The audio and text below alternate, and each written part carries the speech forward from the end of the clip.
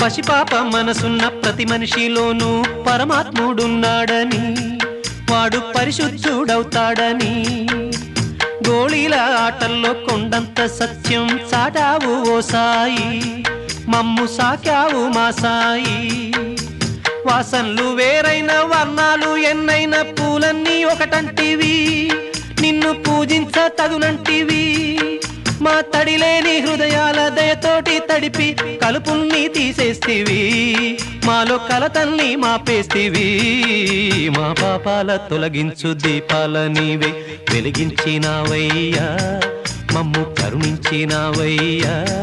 జన్మ జన్మాల పుణ్యాల పంటల్లే నిన్ను దర్శించినామయ్యా, మేము తరించినామయ్యా.